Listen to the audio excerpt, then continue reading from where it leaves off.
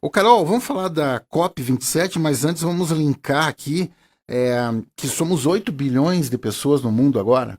Isso mesmo. No último dia 15 de novembro aí tinha uma expectativa, né, do pessoal que estuda nessa área, de que o mundo aí vai chegar a 8 bilhões de pessoas, de habitantes, né? Então, e com isso, né, que nem diz, muita gente, muito problema, né, ambiental, muita necessidade de alimentação da população, de desenvolvimento, de estrutura para que todas essas 8 bilhões de pessoas estejam aí, né, consigam um pouco de conforto ou viver pelo menos dignamente, né? Sim. Porque com o aumento da população, qual que é o maior problema? Questão de fome, miséria, né? Desemprego, então... E também a natureza, o meio ambiente, porque essas Exatamente. 8 bilhões de pessoas precisam respirar um ar E puro, danos à natureza também que devem né? ser vistos, né? Por isso que existem essas conferências mundiais aí, onde os países que são os signatários, os que assinam os acordos internacionais, precisam fazer a apresentação dos seus projetos futuros e do que eles fizeram também, como se fosse uma prestação de contas do que eles fizeram em relação aos projetos deles, né? Ô, Carol, você acha que a Terra está superpovoada? Porque muito se comentou que a Terra teria uma população muito acima do que ela é capaz de ter por causa da natureza e por tudo mais, né? Preservação do meio ambiente e tal. Então eu escutei muito falar isso, viu, Gustavo? Se quiser participar também, que a Terra está superpovoada. Eu acho que não, mas você é especialista. O problema é a questão da distribuição dessa população, né? E também da distribuição da renda, da estrutura delas. Você veja, hoje a gente conta aí 2020, 2022, 8 bilhões de pessoas. Em 2030 tem uma expectativa de 8 bilhões e meio. E 2050, 9,7 bilhões de pessoas. Então a questão, tá super povoada, não tá dentro da normalidade, é um pouco complicado da gente falar. Mas a questão é o seguinte, né? Principalmente a estruturação da qualidade de vida dessas pessoas. Quer dizer então que 8 bilhões de pessoas que têm que comer, Que tem que tem que comer, ter que tem que água, respirar, que tem que ter água potável, esgoto, né? não por Aquecimento, não por falta de dos terra, locais. né, Gustavo? Não Não por por falta falta de terra, mas de por falta lugar para de morar. estruturação, né? Trabalhar muito, é muito necessário o trabalho com as desigualdades sociais que existem hoje. Então, muita concentração de renda num local e pouca em outra. Então, essa distribuição, esse trabalho também tem que ser muito feito para poder dar essa estrutura para a população. Um X o espaço geográfico é mal distribuído, né? Se você pegar aquelas fotos que você tem do mundo à noite iluminado, você vê locais com uma população muito intensa e outros menos. Isso é um problema ambiental sério, né? Que, né, na gestão do Ricardo Salles ele deu um foco um pouco maior nisso, né? Agora, a questão de alimentação hoje é um desafio. Você manter o povo alimentado, e daí você tem que ter um aproveitamento melhor do solo, tem que ter uma produtividade maior, e isso requer investimentos, isso requer uma série de coisas, requer um plano, vamos estar falando agora em plano diretor de uma cidade, um plano diretor ambiental onde envolve vários fatores, né? Envolve fatores para você conseguir manter o equilíbrio climático, envolve fatores de locais que você tem que avaliar que ali é necessário produzir, envolve muita pesquisa, muito desenvolvimento de variedades, desenvolvimento de novas soluções, né? E também vão poluir. Sim, tudo polui. Eles vão poluir, né? Tudo vai polui. aumentando a população, a poluição vai aumentar também. Agora, tem processos hoje que racionalizam, né? Eu gosto muito de falar dos resíduos sólidos, né? Que é um fator seríssimo de poluição, os lixões, e hoje já estão na virada de se tornar um ativo até para os municípios. Daqui a pouco o município vai cobrar, vai falar quanto é que você quer para tirar o lixo da cidade. Por quê? Porque gera energia, porque tem reciclagem, porque você faz, inclusive, adubo orgânico. A gente tem uma nova indústria aqui no município para fazer adubo orgânico. É tentativa de fazer o reaproveitamento praticamente total dos resíduos produzidos, né? Aí você Então, minimiza muito esse impacto, o impacto ambiental. e é né? uma necessidade que tem que ser vista, que tem que ser, não é nem premente, é urgente, principalmente para as áreas urbanas, né? É onde a gente vê o maior índice de poluição mesmo, né? Essas 8 bilhões de pessoas, dá para se dizer assim que a população está crescendo mais nos países pobres? Não sei se tem essa notícia, mas não sei se... Há muito tempo a Europa tem esse problema da população da Europa que está envelhecendo. Sim. Claro, todo mundo envelhece, mas o que eu quero dizer é o seguinte: um casal que antigamente tinha, sei lá, 3, 4, 5 filhos, hoje, aqui no Brasil, a gente já sente isso. Um casal moderno aí tem no máximo 2, 3 filhos, né? Não tá Nossa, 3 aumentando, ainda né? não está aumentando. Mas E esse fenômeno tem acontecido há muito tempo na Europa. Isso, lá está diminuindo. O Japão, salvo engano, a China, acho que foi o Japão, teve uma época que o governo japonês falava assim: o teu primeiro filho, nós pagamos tudo. Se você tiver o segundo, colocava o valor que gastaria com o primeiro filho e mais outro tanto no segundo, para reduzir a população. Aí a gente tem um problema sério que, basicamente, as questões de aposentadoria, as pessoas mais idosas, elas estão lastreadas nos mais novos para pagarem a conta. Cada vez a expectativa de vida é maior. Então você tende a viver mais tempo. Você vivendo mais tempo, você terá que ser... as pessoas vão ter que aportar recursos para te sustentar mais tempo. Então lá eles foram nesse processo e voltaram, né? Voltaram a querer que a população aumentasse. No Japão. E daí você começa a ter esse crescimento aí da população a nível mundial muito grande, né? Veja, até aqui, se você vê, a gente, a hora que a gente vai falar num processo agora aí, promessa pro governo aí do Lula, né? Que ele vai estar pagando R$600 para pessoa e R$150 para criança com menos de 6 anos. Uhum. Bom, então a criança, para determinada faixa da população, se tornou ativo. É bom ter filho. Tem o Credo, estudo Gustavo. aqui. Oi? Credo com você. Não, mas é um fato que daí você consciente ou inconscientemente, aquilo ali se torna mais positivo do que até seria naturalmente. Claro, você não Mas tem uma são criança para ganhar seres humanos, R$150. São crianças que eu não vou aqui discutir nem trazer o porquê que estão no mundo, né? A gente sabe Sim, disso, mas enfim, elas estão aí, são brasileirinhos que precisam comer, claro. que precisam estudar e que estão...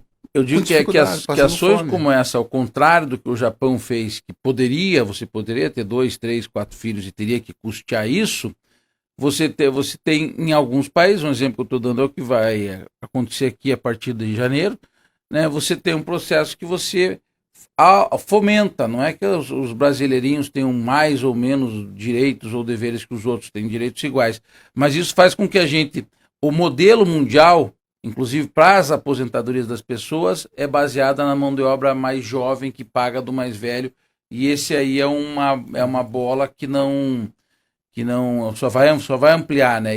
Você está dizendo que a Carol já volta, se quiser também participar, está dizendo naquele modelo lá tem um modelo que é pirâmide, quando você fala em aposentadoria, né? Que daí na ponta lá tem que ter mais. Quem paga tem que ter mais pessoas aposentadas. Não, menos aposentado e na parte de baixo. Mais. Na parte de baixo, os produtores. O que está acontecendo em alguns países é que. Está invertendo. Está invertendo. E daí tem locais onde mudaram o modelo, só que você tem que mudar o modelo ao longo do tempo. O modelo, tem locais onde o modelo é o seguinte: o Marcílio vai fazer a sua própria aposentadoria. O teu dinheiro que você contribui é o que vai pagar a tua aposentadoria na frente. O modelo atual está mudando, né, Carol? Estão migrando de uma questão para outra. O modelo atual é o seguinte: quem paga a conta do Marcílio é o mais jovem que está trabalhando. E esse mais jovem, quem vai pagar é o outro mais jovem. Aí a gente entra nas famosas pirâmides, só que é uma pirâmide... Eu estou pagando quem está aposentado. Você está pagando quem está aposentado hoje. Estou pagando essa estrutura. Você veja, ó, você estava perguntando da questão de estimativa de população e tudo mais, né? Tem a estimativa nesse estudo que 61 países vão diminuir 1% ou mais entre 2022 e 2050. Então, em vez de aumentar a população, eles vão diminuir, né? Então, são esses países mais ricos. Os países mais ricos, né? Geralmente, baixo nível de fecundidade e a taxa de imigração também. Mas o que nesse estudo que se prevê, Eu né, ia falar uma é coisa aqui. o aumento. Não sei se você pode falar nesse horário, né? Eu não sei o que ele ia falar, né? Pois é. O- Mas os, pe- os ricos não estão transando. Vai lá. Estão pensando, né? Ó, o levantamento aponta que mais da metade do aumento projetado da população do globo até 2050 ele vai estar concentrado em 8 países: a República do Congo, Egito, Etiópia, Índia, Nigéria, Paquistão, Filipinas e República da Tanzânia. Que vão aumentar. Que vão aumentar a população, onde vai ter um aumento significativo da população, né, nesse período aí até 2050. Então, a maioria ali, né, dos países da África, Sim, subsaariano, países subdesenvolvidos e os tal, né? subdesenvolvidos. Então, Hemisfério Sul. Fala-se também, né, na América Latina, né, e América Central, também nesse aumento de população. Mas é uma boa notícia. Eu não vejo isso uma má notícia, mas como vocês explicaram, desde que tenha políticas públicas, saneamento, esgoto, água, o que Isso. comer, É. a natureza, não deixa de ser uma O notícia problema é que a boa. maioria Sim. dessas políticas públicas a gente vê nos países desenvolvidos, né? Então, aumenta-se a população dos Nos subdesenvolvidos, subdesenvolvidos, mas também aumentam-se os problemas gerados em relação a isso, né? bom, Tanto e aí, da questão social quanto ambiental também, né? e aí você vai, por exemplo, nas COPs, né, nessa e outras, e todo mundo vai para a COP, aquela, e vamos fazer, e vamos acontecer, e chegou lá na hora põe a mão no bolso aí. É. Aí o desenvolvido fala, Não. não, peraí, não Não. mão no meu bolso não. Mas que tem, tem um dinheiro aí que está congelado que é para a Amazônia. Não, tinha uma contribuição de alguns Que países. é um bom dinheiro, só que daí está e congelado. eles pararam de contribuir. Eu não me recordo os países, Carol. Inclusive uns com, É Noruega e Alemanha, Alemanha. Noruega e Noruega. Alemanha.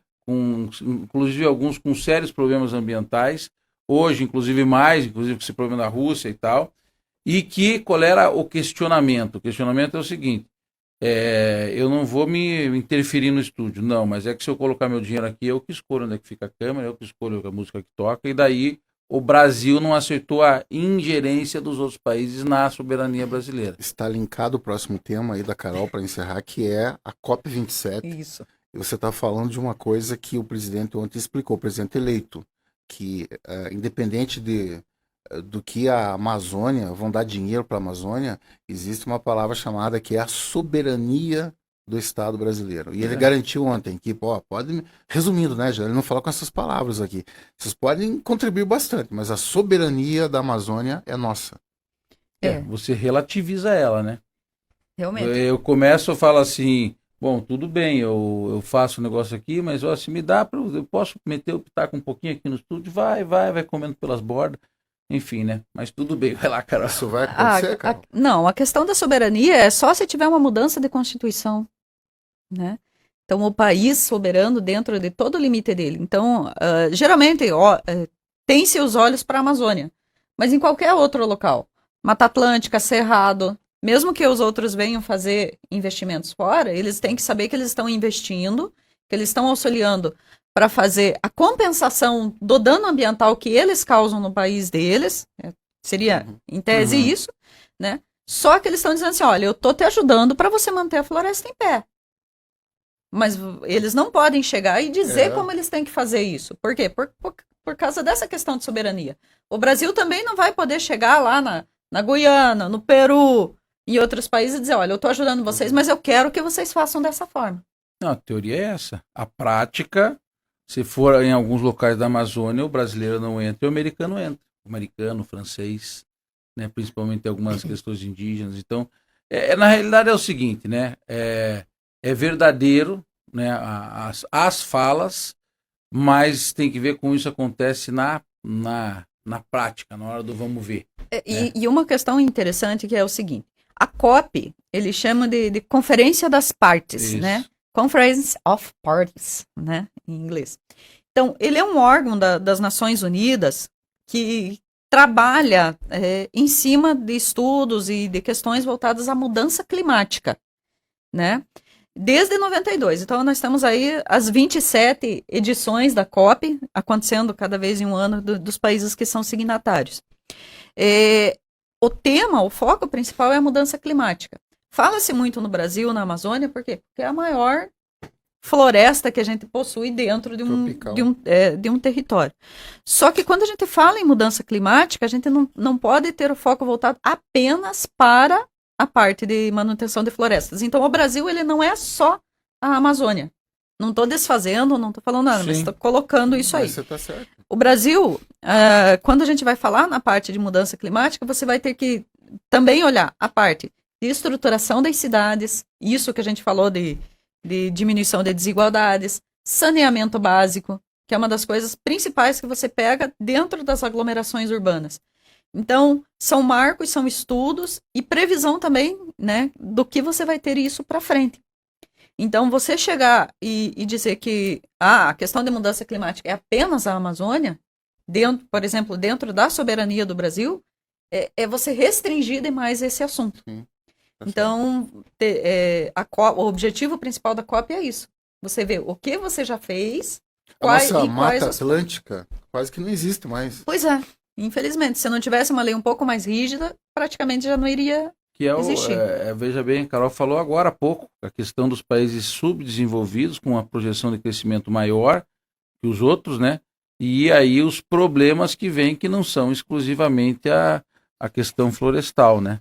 A questão florestal, ela é por uma questão de equilíbrio climático, né? Não é nenhuma questão que gostam muito de falar de sequestro de carbono, né? Não, as florestas como a Amazônia é uma floresta que ela não tem um grande potencial de sequestro de carbono. Porque do jeito que você tem uma árvore crescendo, você tem uma árvore morrendo. A que está morrendo está emitindo. A que está crescendo está sequestrando.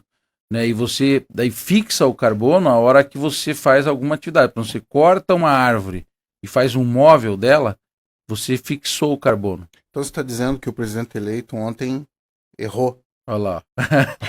Eu Lá só vem fiz uma ele. pergunta, porque ele falou isso, do sequestro de carbono. Na floresta amazônica, É. o presidente errou. Se você pegar uma floresta plantada, uma floresta de pinos, a silvicultura sequestra muito mais carbono do que a floresta amazônica. Se você pegar uma área de plantio direto de soja, sequestra carbono. Se você pega uma floresta adulta ou idosa, onde ela tem mais árvores morrendo do que nascendo, ela emite carbono. Agora, ela se ela autocompensa, né? a que tá crescendo tá sequestrando, a que tá morrendo tá emitindo. Então, agora, o que a floresta amazônica tem muito? Ela põe um equilíbrio climático, chuva, precipitação, aí sim, Água. você tem muita água que tá ali por baixo, ela tá sombreada, você tem toda essa cobertura vegetal, que as árvores são uma grande cobertura vegetal, onde você vai chover, ela vai absorver nas folhas um tanto, vai evaporar, e aí você tem a contribuição maior nisso. E os bichos? Mas os bichos não tem a ver com sequestro. Não, eu digo, mas também tem essa riqueza. Sim, cara. flora e fauna, né? Fauna e da flora. Mas que também os bichos não vivem só na floresta, né? A preservação, campo né? e tal, A preservação como um em si da floresta amazônica é extremamente importante. O que deve ser combatido fortemente ali é a parte do desmatamento ilegal, daquilo que não está regularizado, daquilo que não está licenciado, né? E Então, aí entra principalmente o poder público. e a questão, O grande foco na Amazônia de É a ação do poder desmatamento em unidades de conservação e terras devolutas e terras O indígenas. que é uma terra, porque aquele ouvinte que não sabe o que significa, uma terra devoluta. Devoluta é uma terra que ela é da União e não tem um dono. Você pode ir lá e solicitar ao país, à federação, que te ceda aquela área. Que era o que Fazer acontecia Para antigamente. produzir? Aí são as políticas do país, né? Por exemplo, qual é a política do estado do Paraná lá em 1930, 1940? A política é que a gente queria avançar no estado. E para a gente avançar no estado, o que a gente precisava? Que as pessoas abrissem, principalmente a região mais ao norte do estado, porque aqui eram campos, né? Aqui é Campos Gerais. porque a gente agora, fala do norte pioneiro. Deixa eu entender. Uma terra devoluta, então, é uma terra que ninguém não tem dono. tem É o dono. governo, é do estado, né? É do estado. Daí o governo pode ceder para alguém essa terra, uma terra devoluta, mas em troca ele tem que produzir nessa terra. Antigamente, É isso?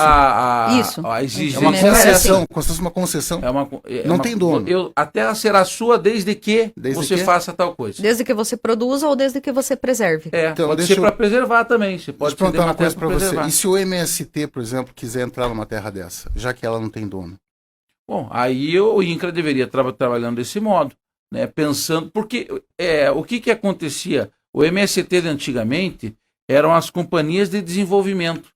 Então existia uma empresa que tinha um acerto com o Estado e ela ia desenvolver uma região. Uhum. Então, qual era, vamos dizer, no Paraná, antigamente essa região mais ao norte pioneiro, norte e oeste do Paraná, coberto de florestas.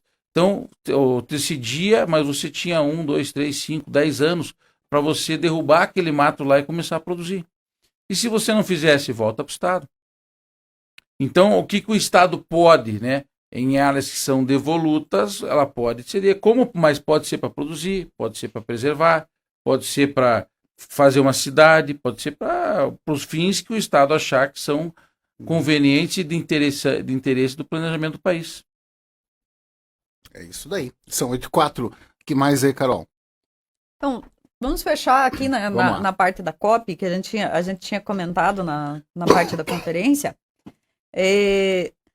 Essa parte do sequestro de carbono é interessante que quando a gente fala na parte de florestas, geralmente quando as árvores, as florestas estão crescendo, elas precisam absorver mais carbono para que a planta se desenvolva. E quando ela chega no estágio final dela, geralmente vai fazendo essa substituição. Então, a árvore antiga, né? É compensado o carbono ali dela pela nova. Então a gente diz que ela está estabilizada, né?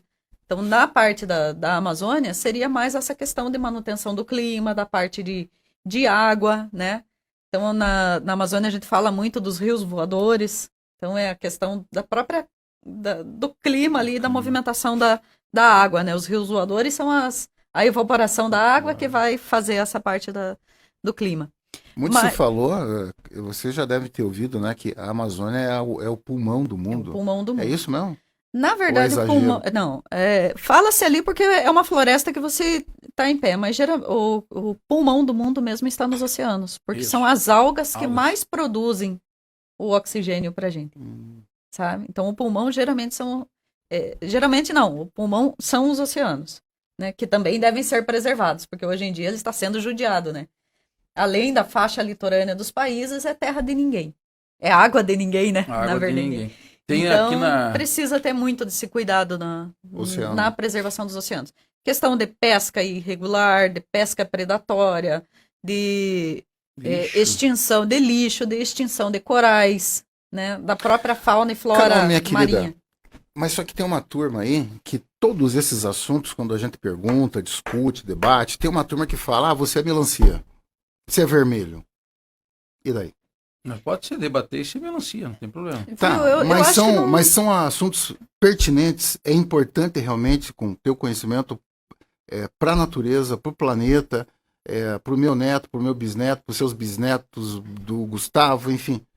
Isso é importante, esse tipo de política e esses assuntos virem à tona, independente da ideologia partidária. Eu acho Se é que é vermelho, extremamente se é importante, verde e né? amarelo, ou se é melancia ou não. Se é azul, se é cor-de-rosa, se é roxo, não interessa. A gente aí está faz dentro do planeta, né? É a diversidade. A diversidade, que eu falo bastante aqui, é que quando você tem opiniões diferentes, pessoas com visões diferentes, você acaba conseguindo um resultado melhor.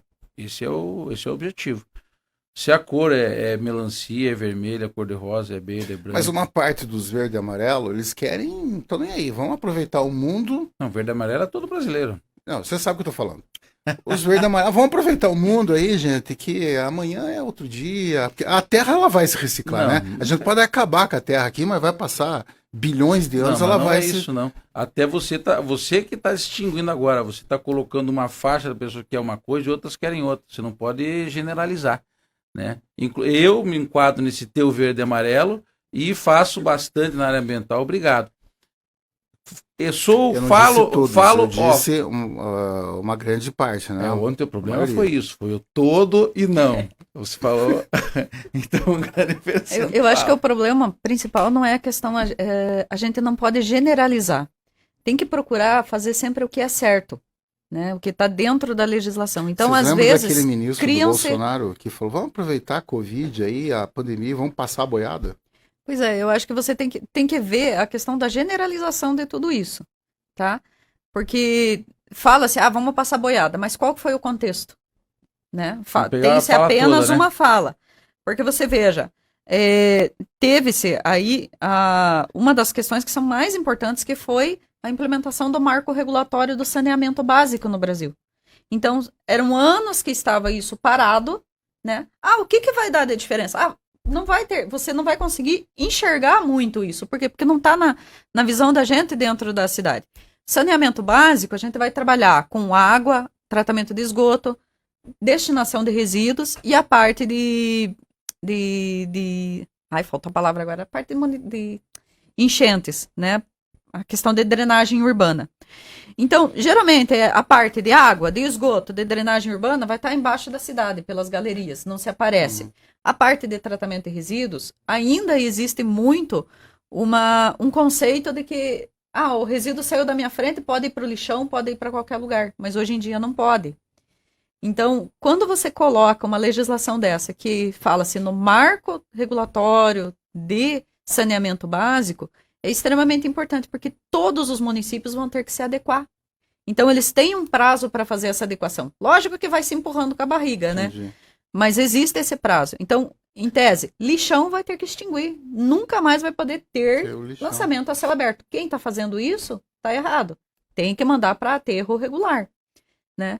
Então, só que é uma coisa que não se aparece muito, isso, né? Então, é muito mais fácil falar da Amazônia, que quer preservar ou pedir apoio para a Amazônia, do que pedir apoio para saneamento básico. Aquele lixo de casa, aquele lixinho que a gente pega uma sacolinha no mercado... Põe na frente? Ele não desaparece, viu, gente? Né? Não, ele não tem some. Mágica, ele não some. Tem que ser destinado. Não some. É isso. Independente da cor, viu, gente? Independente se você cor, é verde, amarelo, independente se você é vermelho, a gente tem que tomar cuidado com a nossa natureza. Para encerrar, Carol, o que é? Eu tô sem óculos aqui, eu sou meio cegueta. Vou ter que ampliar a fonte. Não, colocar aqui, né, essa notícia que eu disse, isso a gente tem que falar, né? Os pesquisadores da UIPG, tem um pesquisador que está entre os mais influentes do mundo, né? Tem docentes do curso de agronomia e odontologia que se destacaram em um levantamento da Universidade de Stanford, na Califórnia. Aqui no Paraná, nós temos 21 pesquisadores que estão entre os 200 mil cientistas mais influentes do mundo. Olha que ótimo. Né? E a UEPG aqui, né, se destaca com 3 pesquisadores, são 3 professores, né? A Alessandra Reis, de odontologia, Alessandro Dourado Loguercio, que é de odontologia também, e o professor Luiz Fernando Pires, de agronomia. Então, estão aí entre os mais influentes. No quê? Na questão de produção acadêmica, né, de artigos, de estudos que estão influenciando o mundo. Isso, gente, olha, é importantíssimo para não só a nossa, a gente tem orgulho aqui da UEPG, mas para todas as universidades. Pesquisa, estudo, isso daí tem uma importância. Estamos em 8 bilhões de pessoas. Então, a pesquisa, a extensão, isso aí é extremamente importante para trazer a saúde, a qualidade de vida e do meio ambiente da população. Bom, então, a agronomia, odontologia, né, da UEPG é referência nacional, né? É o UEPG, né?